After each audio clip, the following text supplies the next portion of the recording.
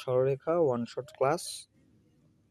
প্রথম মধ্যবিন্দুর মধ্যে প্রথম আমাদের কি কি আছে, যেমন মধ্যবিন্দু নির্ণয় করে যদি আমার দুটি বিন্দু x1 y1 হয় এবং x2 y2 হলে মধ্যবিন্দু x1 প্লাস x2 বাই 2 এবং y1 প্লাস y2 বাই 2, অর্থাৎ মধ্যবিন্দু হবে x1 প্লাস x2 বাই 2 এবং এবং আমাদের ভুজ হবে y1 plus y2 divided by 2। তারপরে আমার অন্তর্কারী বিভক্তের বিন্দু, বিভক্তিকারী বিন্দু, অন্তর্বিভক্ত বহির্বিভক্ত। অন্তর্কারী বিভক্ত মূলত দুই প্রকার, অন্তর্বিভক্ত বহির্বিভক্ত। অন্তর্বিভক্তের স্থানাঙ্ক হলো নিচে m1 plus m2, m1 plus m2, m1 plus m2, তারপর উপরে হলো m1 x2, অর্থাৎ ভুজের বেলা m1 x2 plus m2 x1, m1 x2 plus m2 x1। কোটির বেলায় m1 m2 তো নিচে থাকবি, তারপর হবে m1 y2, m1 y2, m1 y2 plus m2 y1, m1 y2 plus m2 y1, m1 y2, m1 y1 plus m2 y2 plus m1 y1 plus m2 y2। তারপরে আমাদের পরের কনসেপ্ট আমাদের অন্তর্বিভক্তকারী বিন্দু শেষ। তারপর আমাদের অন্তর্বিভক্ত, তারপর আমার সমত্রিখণ্ডক বিন্দু কি? সমত্রিখণ্ডক বিন্দু হলো, যেমন এখানে বলা আছে, যদি এই একটা রেখা হয়, এটা 1:2, অর্থাৎ সি বিন্দুটি এবি রেখাকে 1:2 অনুপাতে অন্তর্বিভক্ত করে এবং ডি বিন্দুটি এবি রেখাকে 2:1 অনুপাতে অন্তর্বিভক্ত করে। অর্থাৎ যদি আমার একটা রেখা হয়, এটাকে আমি যদি 3 ভাগ করতে পারি, সমান ত্রিখণ্ডক বিন্দু বানাতে চাই, তাহলে এটাকে আমার 2 ভাগে ভাগ করতে হবে। অর্থাৎ এটা কিন্তু আমার সমত্রিখণ্ডক বিন্দু হয়েছে। দেখো এই যে এইখানের দূরত্ব এবং এইখানের দূরত্ব সমান, অর্থাৎ এই বিন্দু সমান, সমত্রিখণ্ডক। এটা যদি এ হয়, অর্থাৎ এটা যদি আমার এ হয়, এটা যদি আমার বি হয়, এটা যদি সি হয়, এটা যদি ডি হয়, তাহলে সি বিন্দুর স্থানাঙ্ক বার করার টেকনিক হলো, এই যে এ বি রেখা, সি বিন্দুটি এই যে এ বি রেখাকে 1, অর্থাৎ এই যে 1, এটা 1:2 অন্তর্বিভক্ত করে, 1:2 অন্তর্বিভক্ত করতেছে, অর্থাৎ সি বিন্দুটি এ বি রেখাকে অন্তর্বিভক্ত করতেছে। ধরো এই যে সি বিন্দুটা কি করতেছে, এই যে সি বিন্দুটা এ বি রেখাকে 1:2 অন্তর্বিভক্ত করতেছে, 1:2। আবার এই যে ডি বিন্দুটা, এটা 2:1 অনুপাতে বহির্বিভক্ত হইতেছে, এটা 2:1 অনুপাতে বহির্বিভক্ত হইতেছে। সো আমরা এত কষ্ট না করলেও হয়, অর্থাৎ আমি যদি এসি রেখাটা বাই করি, তাহলে এসি এই রেখা এবং এই রেখার মধ্যবিন্দুই হবে এই রেখা। সো বুঝতে পারছি, অনেক ইজি হবে। তারপর আমাদের নতুন কনসেপ্ট এখানে কিন্তু আমার আরেকটা আছে, অর্থাৎ সমচারখণ্ডক বিন্দু স্থানাঙ্ক নির্ণয় করা সহজ। অর্থাৎ যেমন এখানে দেখো, এই একটা সমচারখণ্ডক বিন্দু নিলাম, এখানে 4 খণ্ড হলো, এই 1 খণ্ড, 2 খণ্ড, 3 খণ্ড এবং এই 1 খণ্ড, অর্থাৎ 1 2 3 4 খণ্ড। 4 খণ্ড সহজ, কারণ এই দেখো, এই যে এবি রেখা, অর্থাৎ এবি রেখার মধ্যবিন্দু হলো ডি, এই যে এবি রেখার মধ্যবিন্দু কিন্তু ডি, এবি রেখার মধ্যবিন্দু ডি, অর্থাৎ মধ্যবিন্দু স্থানাঙ্ক নির্ণয় করে এটা কাজ করতে হবে। আবার এডি রেখার মধ্যবিন্দু সি, এই যে এডি রেখা, তার মধ্যবিন্দু আবার সি, এবং বিডি রেখা, এই যে বিডি রেখা, তার মধ্যবিন্দু কিন্তু ই। সো আমাদের নতুন কনসেপ্টে চলে যাচ্ছি, সেটা হলো আমাদের অক্ষ দ্বারা বিভক্তি, one of the easy topic, অক্ষ দ্বারা বিভক্তি। আচ্ছা, আগে আমরা থিওরি পড়ি। দুটি অক্ষ দ্বারা বিভক্ত বিন্দু সংযোগ সরলরেখাকে এক্স অক্ষ বিভক্ত করলে অনুপাত হয় কোটিদ্বয়ের অনুপাত, y1 বাই y2, যদি এক্স অক্ষ করে, কি করলে, এক্স অক্ষ করলে, যদি এক্স অক্ষ বিভক্ত করে, এক্স অক্ষ যদি সংযোগ সরলরেখা এক্স অক্ষ বিভক্ত করে, দুটি বিন্দুর সংযোগ সরলরেখাকে যদি এক্স অক্ষ বিভক্ত করে, তাহলে তার কোটে কোটিদ্বয়ের অনুপাত। আর যদি দুটি বিন্দুর সংযোজক রেখাকে, সরল রেখাকে ওয়াই অক্ষ বিভক্ত করে, তাহলে হয় কোটিদ্বয়ের অনুপাত, y1 বাই y2, y1/y2 এবং এখানে মনে রাখবা এক্স অক্ষ বিভক্ত করলে ছেদ করলে কোটি শূন্য, মানে অর্থাৎ আমার আরেকটা আছে এমসিকিউর জন্য অনেক সময় জিজ্ঞেস করে এটি অন্তর্বিভক্ত নাকি বহির্বিভক্ত করলো, অন্তর্বিভক্ত করলো না বহির্বিভক্ত করলো, অন্তর্বিভক্ত করলো না আমাদের বহির্বিভক্ত করলো, অন্তর্বিভক্ত না বহির্বিভক্ত। এই টাইপের এমসিকিউর জন্য মনে রাখবা যদি মডুলাসের ভিতরে চিহ্ন যদি নেগেটিভ থাকে, যেমন এই মডুলাস, এটা তো মডুলাসের ভিতরে চিহ্ন যদি নেগেটিভ থাকে তাহলে অন্তর্বিভক্ত, আর মডুলাসের ভিতর চিহ্ন পজিটিভ থাকলে এটা বহির্বিভক্ত। আবার এটা যদি রিটেনে আসে তাহলে কি, রিটেনে করলে আমার ধরতে হবে এটা M1 অনুপাত M2 অনুপাতে বিভক্ত করে, তারপর আমার দুইটা এখানে কোটি এবং ভুজ করতে হবে। আর যেহেতু যদি কেউ এক্স অক্ষে বিভক্ত করে তাহলে এক্স অক্ষে বিভক্ত বা ছেদ করলে কি কোটি শূন্য, তাহলে এই কোটি সমান শূন্য ধরতে হবে। আবার যদি বলে ওয়াই অক্ষে বিভক্ত করে, ওয়াই অক্ষে বিভক্ত করলে কি ভুজ শূন্য, তাহলে এইটা আমার শূন্য ধরে ওইখান থেকে ইকুয়েশন বাই করতে হবে। ইজি। তারপর আমার পরবর্তী কোশ্চেন হলো ত্রিভুজের ভরকেন্দ্র। ত্রিভুজের ভরকেন্দ্র কি ভাইয়া, এই একটা যদি ত্রিভুজ হয়, এটা যদি একটা ত্রিভুজ হয়, এই যদি একটা ত্রিভুজ হয় তাহলে ত্রিভুজের ভরকেন্দ্র হলো তার কোটিদ্বয়ের গড় এবং ভুজদ্বয়ের গড়। অর্থাৎ যদি এই একটা ত্রিভুজ আঁকি,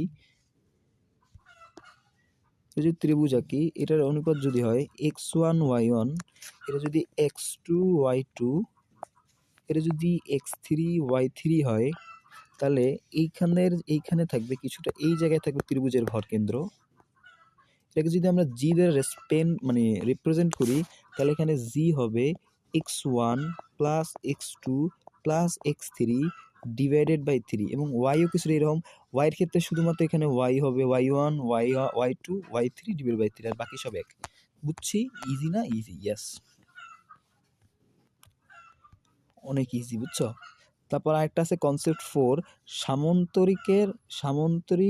সামন্তরিক বলো বা আয়তক্ষেত্র বলো বা বর্গ বলো, তার চতুর্থ শীর্ষবিন্দুর কিভাবে নির্ণয় করতে হবে। আচ্ছা, চতুর্থ শীর্ষবিন্দু নির্ণয় করার আগে টেকনিকটা যদি দেখি, যেমন এটা যদি আমার একটা হয়, অর্থাৎ দেখো এই যে আমাদের একটা সামন্তরিক, এটা যদি একটা সামন্তরিক আমার হয়, এটা যদি একটা সামন্তরিক হয় আমার, তাহলে এই বাহুটা যদি x1 y1 হয়, এটা যদি আমার x2 y2 হয়, এটা যদি x3 y3 হয়, ধরলাম এই বিন্দুটার স্থানাঙ্ক আমি বের করবো, যেটা আমি x, y দিলাম, তাহলে এটা শর্টকাট। আর এমসিকিউ টেকনিকটা যদি তাকে শিখে নেয় তাহলে এখানে এই যে x, এইটা হবে x1 plus x3 minus x2, অর্থাৎ এই বাহুটা যোগ করতে হবে, এই দুইটা আমরা যোগ করব, এই দুইটা যোগ করে এই দুইটা কি করব, এই দুইটা আমরা যোগ করব, এই দুইটা আমরা যোগ করব, এই দুইটা কি করব, যোগ করব, এবং এই অ্যান্সারটা এই বি থেকে বিয়োগ করব। অর্থাৎ আবার দেখো x1 plus y2, x1 plus x3, এইটার সাথে এইটা যোগ, মাইনাস হলো, অর্থাৎ এইটার সাথে এইটা যোগ, মাইনাস হলো এইটা, এইটার সাথে এইটা যোগ, এইটার সাথে এইটা যোগ, মাইনাস হলো এইটা, তাহলে আমরা কত পাবো, এইটা পাবো। তাহলে এই যে এরকম, এই যে x1 plus x1 plus x3 minus x2 সমান x, y কি y1 plus y2 minus y2, y1 plus y3 minus y2। এটা যদি রিটেনে আসে তাহলে কি করব, রিটেনে আসলে আমাদের ওই যে আমাদের মধ্যবিন্দুর স্থানাঙ্ক কাছে লাগাতে হবে। কিভাবে, যেমন এইটা যদি হয় তাইলে এর এর এর এটা মধ্যবিন্দু হয় না ভাইয়া, দেখো এইখানে ও বিন্দুর মধ্যবিন্দু কি, ওর মধ্যবিন্দু কি, এই যে এই মানে এই কর্ণ কনসিডার করলে মধ্যবিন্দু হয় এইটা, আবার এই কর্ণ কনসিডার করলে মধ্যবিন্দু হয় এইটা, তাহলে দুইটা কর্ণ তো সমান, এটা সমান তো এইটা ভাইয়া, এটা সমান তো এইটা, দুই তো কাটা ভাইয়া, তাহলে x1 plus x3 x plus x2, এক্সটা বাই করলে কি হয় x1 প্লাস x3 বাই 8, তো অনুরূপভাবে কি y সমান কি y1 plus y3 plus y minus y2। বুঝছো কিনা? ইজি না? ইয়েস। অনেকগুলো পৃষ্ঠা দিয়েছিলাম নিজের হাতে লিখবো করে, তাকে লিখলাম না। তারপর হলো অন্তর্কারী বিভক্তকারী সরলরেখার সমীকরণ। যদি একটি সরলরেখার সমীকরণ ax plus by plus c হয়, তাহলে m1 অনুপাত m2 বা m1/m2 হবে ওই সমীকরণ, অর্থাৎ সিদ্ধ করবে। অর্থাৎ এখানে প্রথম x বসাবো, ax1 plus by2 plus c, এবং পরবর্তীতে আমরা পরবর্তী সমীকরণ ax2 প্লাস by2 সমান c বসাবো। এটা আমার কি সমীকরণ ছিল? এটা আমাদের অন্তর্কারী বিভক্তকারী সরলরেখার সমীকরণ ছিল। তারপর হলো ত্রিভুজের ক্ষেত্রফল। ত্রিভুজের ক্ষেত্রফল কি জানিস? ধরো এই ত্রিভুজের ক্ষেত্রফল এটা যদি আমাদের এইটা হয় 2, -1 3, -5 হয়, তাহলে এটার ক্ষেত্রফল আমরা আগে উদাহরণ দেখতেছি, হাফ ইন্টু 2, -1 3, -5 -3, -3,5, 9,4, 2, -1 এবং এইটার সাথে এইটা গুণ, এইটার সাথে এইটা গুণ, এইটার সাথে এইটা গুণ, যোগ, এগুলো সব যোগ হবে। এটার সাথে এটা গুণ, যোগ, এটার সাথে এটা গুণ, যোগ, এটার সাথে এটা গুণ, যোগ। তারপর বিয়োগ হইবে, এটার সাথে এটা যোগ, এটার সাথে এটা গুণ, যোগ, এটার সাথে এটা গুণ, যোগ। এই যে এরকম ম্যাথটা করলাম। এরকম ম্যাথটা করলাম। এটা হলো আমাদের সনাতন পদ্ধতি, অর্থাৎ সূত্র কি দাঁড়ায়? Half x1 y1 plus x2 y2 plus x3 y3 plus x1 y1। কিন্তু আরেকটা পদ্ধতি আছে যেটাকে আমরা বলি নির্ণায়ক পদ্ধতি। নির্ণায়ক পদ্ধতি কিভাবে করে? এরকম ধরো x1 y1 এবং একটা 1, x2 y2 আরেকটা 1, x3 y3 আরেকটা 1। এখানে কি হবে দেখো, এইখান থেকে প্রথম সারি থেকে দ্বিতীয় সারি বিয়োগ করলে কি পাবো? x1 y1, এখানে কি পাবো? x1 y1, মানে x1 y1, এখানে কি পাবো? y1 y2, 1 থেকে 1 বিয়োগ দিলে কত? 0। এই সারি আর এই সারি বিয়োগ দিলে কি পাবো? x2 - x3, y2 - y3 এবং 1 থেকে 1 বিয়োগ দিলে কত? 0 এবং তৃতীয় সারির মতোই রেখে দিলাম। তাহলে এবারে যদি নির্ণয় করি, অর্থাৎ এই সারি বরাবর যদি বিস্তৃতি করি, তাহলে এই সারি বাদ এই কলাম বাদ, এই সারি বাদ কলাম বাদ, তাহলে কি? এইটার সাথে এইটা গুণ মাইনাস এইটার সাথে এইটা গুণ, তাই এইটাই লিখছি। এই যে x1 মাইনাস এটা গুণ করে এটা দিয়ে আমরা বিয়োগ করে দিছি। এটা হলো আমাদের কি পদ্ধতি? এটা আমাদের নির্ণায়ক পদ্ধতি। তারপরে আমাদের আছে আমাদের 7.4, ওই আগের সূত্রগুলো জাস্ট থিওরি পড়া লাগে। তারপর 7 এর 7 এর কনসেপ্ট 1 হলো ঢাল। ঢাল কি? m সমান tan থিটা, অর্থাৎ এখানে থিটা হবে x অক্ষের ধনাত্মক দিকের সাথে যে কোণ উৎপন্ন করে। তারপর আরেকটা আছে m সমান কোটিদ্বয়ের অন্তর ডিভাইডেড বাই ভুজদ্বয়ের পরিবর্তন। কোটির পরিবর্তন del y by x, y2 - y1 divided by x2 - x1। কোটির পরিবর্তন ভাগ ভুজের পরিবর্তন। এবং মনে রাখবা m প্লাস প্লাস হলে, অর্থাৎ m এর মান পজিটিভ হলে এটা সূক্ষ্ম কোণ এবং m এর মান নেগেটিভ হলে এটা স্থূল কোণ। সরলরেখার সমীকরণে কিছু বিভিন্ন আকার আছে, যেমন ঢাল m এবং y অক্ষের ছেদকৃত অংশ ছি দেওয়া থাকলে y সমান হয় mx প্লাস c। এটা কিন্তু সরলরেখার ঢাল সমীকরণ। কিন্তু ভাইয়া এখান থেকে কিন্তু আমার ঢাল, কিন্তু সমীকরণ কি সবসময় y equal to mx plus c দেওয়া থাকে? না, c মানে তো ধ্রুবক। কিন্তু আমাদের সাধারণত আদর্শ সমীকরণ কোনটা? ax plus by plus c এরকম আকারে দেওয়া থাকে না, এটাই তো আদর্শ। সেই ক্ষেত্রে ঢাল বাই করার সমীকরণ হইল মাইনাস x এর সহগ ডিভাইডেড বাই বি এর সহগ। এই যে মাইনাস x এর সহগ ডিভাইডেড বাই বি এর সহগ। যেমন একটা এক্সাম্পল দেখো, 2x প্লাস 3y প্লাস 7, এখানে ঢাল করতে হবে মাইনাস x এর সহগের বাই y এর সহগ। এখানে x এর সহগ কত? 2, y এর সহগ কত? 3, তাহলে -2/3। মূল বিন্দুগামী সরলরেখা কত? y সমান mx, y সমান mx। সরলরেখার ঢাল m এবং এর উপরস্থ একটি বিন্দু x1 y1 দেওয়া থাকলে ঢাল হবে y মাইনাস, সমীকরণ হবে y মাইনাস y1 সমান সমান m x মাইনাস x1। এবং আমাদের 4 নম্বর সমীকরণ, সরলরেখার উপস্থিত দুটি বিন্দুর স্থানাঙ্ক x1 y1 এবং x2 y2 হলে, যদি ধরো একটা x2 y2 আর একটা x1 y1, অর্থাৎ আমার দুইটা বিন্দুরই দিয়ে দিছে, তাহলে কি হবে? তাহলে আমাদের কি হবে? এর সরলরেখা সম্পৃক্ত দুটি বিন্দুর স্থানাঙ্ক x1 y1 এবং x2 y2 হলে তাহলে কি হবে? তাহলে হবে কি হবে?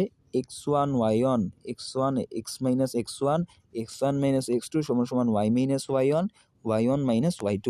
এরপরে সমীকরণ 4 নম্বরে কিছু আছে, যেমন x অক্ষের সমীকরণ y সমান 0, কারণ x অক্ষে কোটি শূন্য, এবং y অক্ষের সমীকরণ x সমান 0, কারণ y অক্ষে ভুজ শূন্য। x অক্ষের সমান্তরাল রেখার সমীকরণ হলো y সমান b, কারণ ভাইয়া ধরো এই একটা যদি আমি রেখা আঁকি, ধরো আমি বুঝাচ্ছি, ধরো এটা এখানে বুঝাই। এখানে ধরো এই একটা রেখা, এই একটা অক্ষ, দিস ইজ অ্যান এক্স। এটা কি বলা হয়? আমার ওয়াই, উপরেরটা আমার ওয়াই অক্ষ, নিচেরটা আমার এক্স অক্ষ। এটা আমার কোন অক্ষ?